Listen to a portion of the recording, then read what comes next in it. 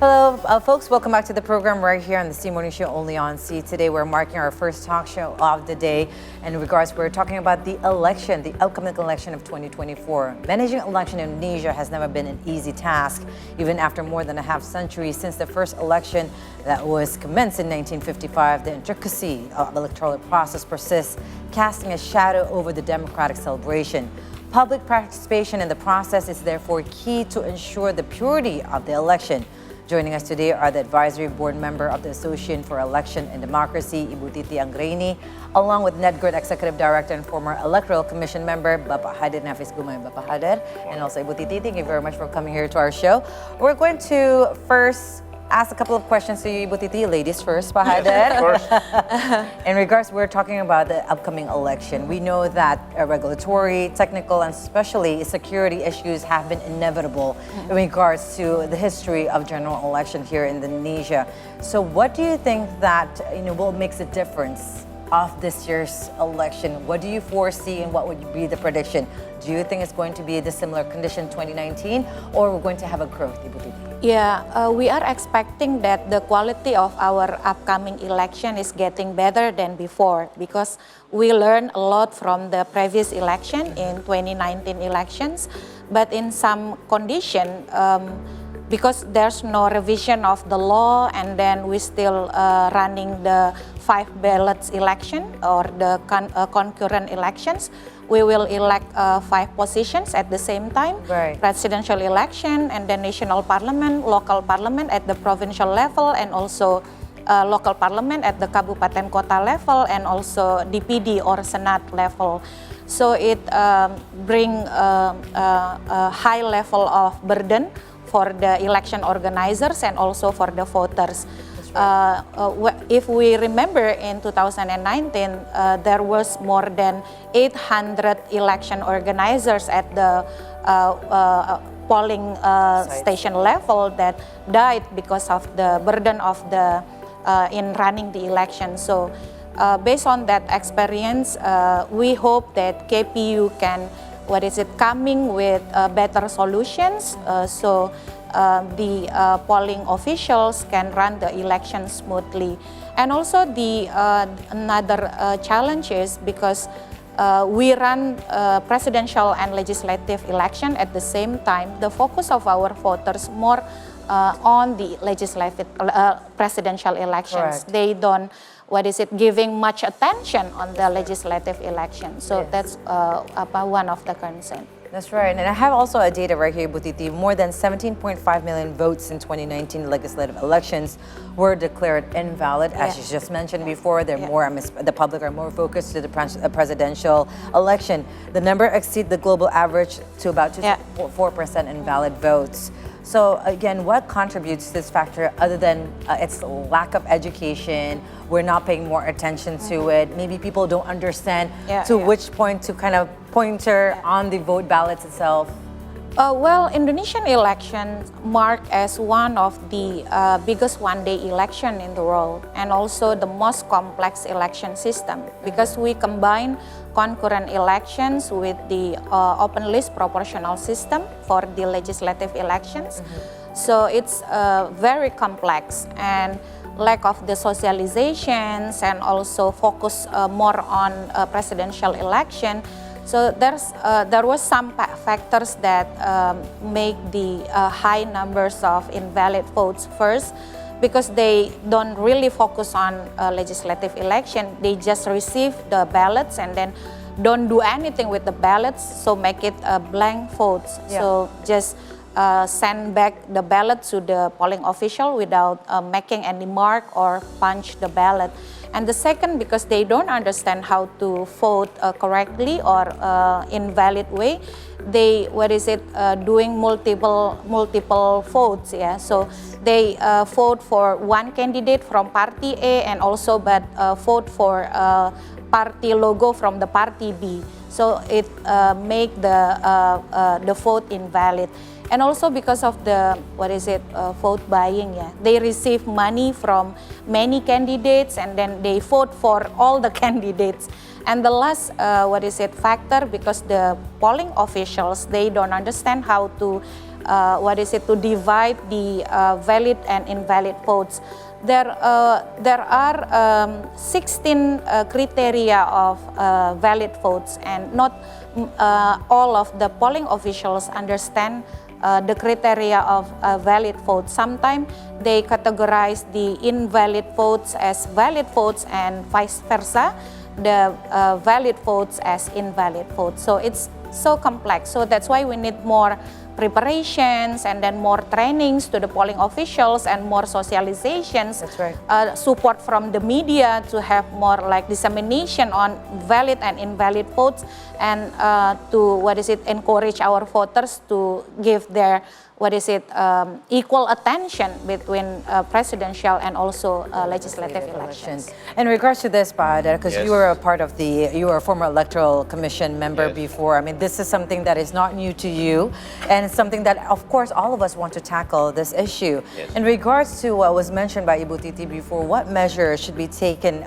to reduce the number of this invalid votes, other than people that probably do not, there's a lot of disinformation or people buying the votes, and how can we tackle this kind of issue, Pada? Well, probably making more simple process of election in TPS, that could decrease. That's right. Because now, as Mbak Titi says, it's the more complex system with a lot of election there, actually 5. So if we could combine through the technology, through the a new idea of process, make it more simple, that could be decrease the invalidity of the votes, I would say. And definitely using technology nowadays, because everyone is already into, we're in the global era. Yeah, And though we have to be very, very careful in Yeah. deciding which technology we want to use. That's right. The process of voting itself actually is it's very nice. It's very good. I think it's so transparent. Yeah. You feel patriotic to be in Of this course. voting booth. Yeah, because you directly choose by yourself, not giving it to the machine. Yes. But the counting technology, recapitulation, is what we really need in Indonesia, because to get the result, it's taking over a month in Indonesia. Yes. So we should find a technology that we could get it maybe in 1, 2, 3 days only. Right. Less than 1 week. Yeah. We're the 4th most populous population in the world, of course, and we're very, our range of space is just so wide, Pahada, also Ibu Titi. In regards to this, there is this one application that you founded. I have the liberty to look at it. It's Jaga Suara. And can you please further explain of what Jaga Suara and what is the initiative behind this application? All right. So actually, as you know, that our election is a very long election. There's a lot of stages. Now, very soon we will come to the heart, really the main part of the election, which is votes, voting and getting the votes. So then we need to be very, very careful and pay a lot of attention on that, making sure that no problem with our votes. Yes. We come to the voting booth and giving our votes, and we want to make sure the genuineness, what we vote will stay as it is when it's come to the national level, as will be decided. Yes. So we need to protect that. Basically, the idea of that, and also showing the participation of the public through this process. Elections will be a democratic election if participation is so wide, of the people in every stages. Now, this is part of the participation that we could give to our election. How do we do it? Basically, it's very simple. Just use the applications. Yes. Or very soon, if you could not, download to your mobile phone, then we will also provide the web-based applications. Okay. Just take a pictures and then upload it there. If you use the application, basically just take the pictures. There will be a white big plano size of paper where the result of the counting will be put on, yeah, in every 5 election. Presidential election, after they vote, they close the polling booth, polling station, and then they start counting. When they count, they will put it on that what we call si hasil PPWP. So Okay. on that paper, you will see numbers of voting who came to the voting booth, numbers of votes got by every individual candidates, and then the total number of valid and invalid, for example. Those numbers are very important. So we want to protect that. Yes. By just taking a pictures with the applications, and then the application automatically will read that. And then you check if there is a red light on it, then something wrong with the reading or exactly the counting by the polling station themselves. Then you do some correction after you making sure it's according to the papers. Then you send it to the server that we provided, Jaga Suara to 2024. That's right. And we encourage also everyone just to put on their social media, whatever social media they have. The idea is if this is already spread out everywhere, Yeah. then if there is a group or whoever wants to change it, to manipulate it, it would be very, very difficult. That's right. Yeah, because it's already everywhere. Everywhere. It's, Yeah. the power of social media nowadays, Bahadan, and Very also strong, Ibu Titi. yes. In regards to this, Ibu Titi was mentioning before about the human resources from the 2019 election and how many of the, there's a lot of people that died that was a part of the committee itself. This is our way Yes. to do our work and to Yes. be a part of Yeah. this democracy, and also, to be proactive in this election. In regards to this, though, Bahadur, Yes.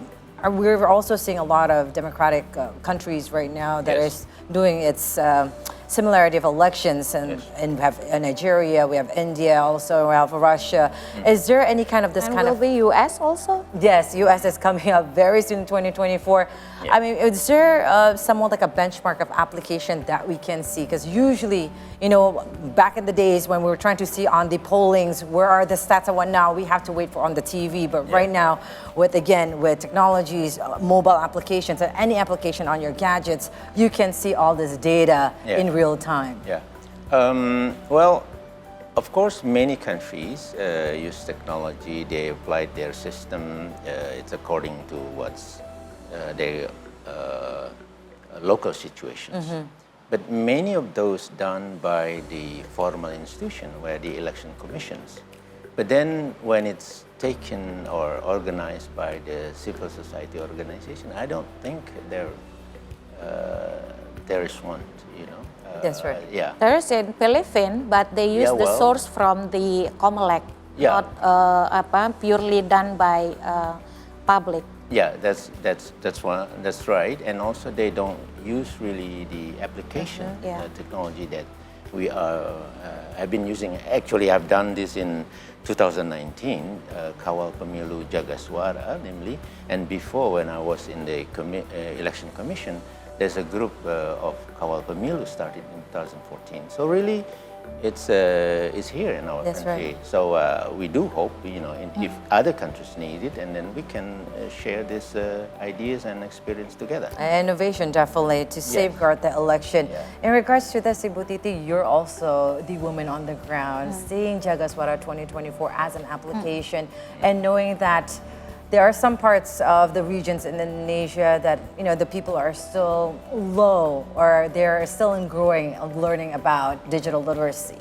Do you think Jaga Suara 2024 could also be educated and also be announced and useful to the people across Indonesia? Jaga Suara 2024 will help also female candidates to gather the voting result from the polling station, because you know that the access to the witness at the polling station is so limited.